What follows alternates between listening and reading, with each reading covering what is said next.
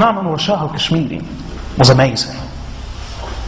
And I mean amazing. In fact, one of the phrases that some of the ulama used to use about him was, Arab ulama, لو سبق به الزمان لعد من الأعيان. That one of the sad things, well, it wasn't sad, but one of the things that didn't work in his favor, Allamāh Shah al-Kashmirī rahmatullahi alayhi, is that he came in the last century, and therefore people weren't able to appreciate him. Had he been one of the earliest scholars, he would have been regarded as one of the greatest classical scholars of Islam, without doubt. One, he had an amazing memory, photographic memory. He wouldn't forget. I spoke to his son, and Imam Shah al-Kashmirī rahmatullahi passed away. I spoke to his son, and there was a group of scholars, and we asked him a few questions regarding his father. And one of them was this famous question, that, is it true that your father had a photographic memory? And he said, yeah, many ulama, many of the greatest ulama would ask Allamāh Shah al-Kashmirī about his memory. And this was his reply, consistent reply. He said, if I read a book by skimming through it, I probably won't forget that book or what I've read for a good 30 years. But if I ever read a book properly, not skimming through it, but actually reading it, inshallah, I will never forget it for the rest of my life. It's true. Once whilst teaching Bukhari, he mentioned something from Fathul Qadir, which is a commentary of the Hanafi book of fiqh, Al-Hidayah. Fathul Qadir is written by Kamaluddin ibn Humam, rahmatullahi alayhi, famous faqih and muhaddith. So after quoting and citing a paragraph, Allamāh Shah al-Kashmirī rahmatullahi alayhi said, I read that book 36 years ago. And if you were to, and I've never read it since. I read it once and I haven't read it since.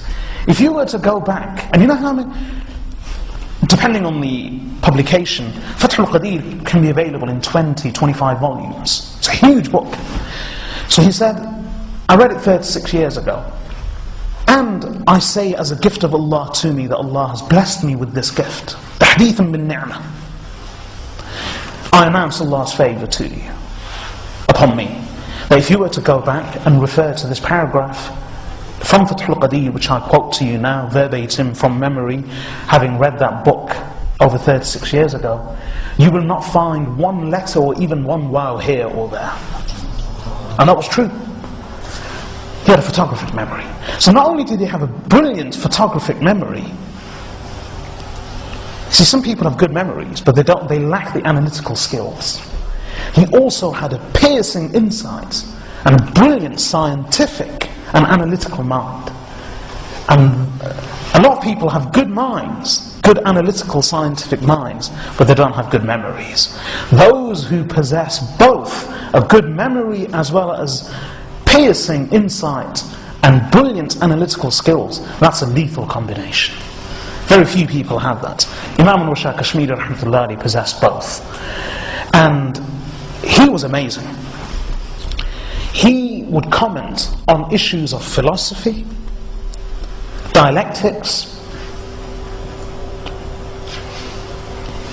all manner of things, so much so that Imam Shah, I've got a reason for mentioning this.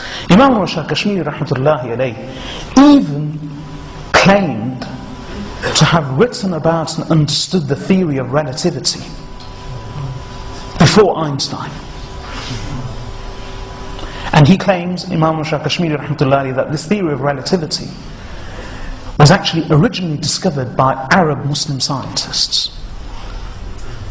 And Imam Shah al-Kashmirī rahmatullahi has a whole treatise on it. So he could talk about theory of relativity, about philosophy, ancient Greek philosophy, history.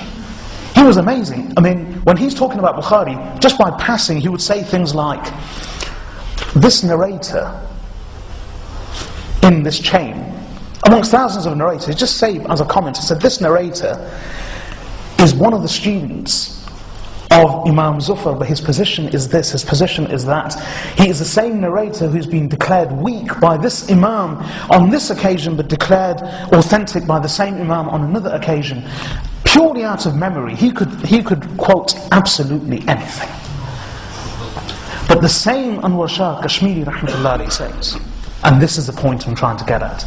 He said, and he said himself of himself, he said, there is no science or there is no discipline of learning in which I do not have an opinion. I have an opinion in virtually everything. But, he said, except in fiqh. I am in fiqh, أنا مقلد صرف. I am a pure muqallid. I follow the fiqh, letter to letter. I have an opinion in every science, in every discipline, except fiqh, except jurisprudence and Islamic law. In fiqh, I do not entertain my own individual opinions. I am a follower of the Hanafi fiqh. And that's Kashmirī. Of course, roles are reversed now. Those were the old days. Now, we don't have an opinion. We probably don't have the ability to formulate and entertain an opinion in any topic. Our minds are completely blank. What did you have for breakfast yesterday? But our minds are blank even about our own lives. But when it comes to the Quran and Hadith, mashallah, we have an opinion on every verse of the Quran and every Hadith of Rasulullah sallallahu alayhi wa sallam and every law of fiqh.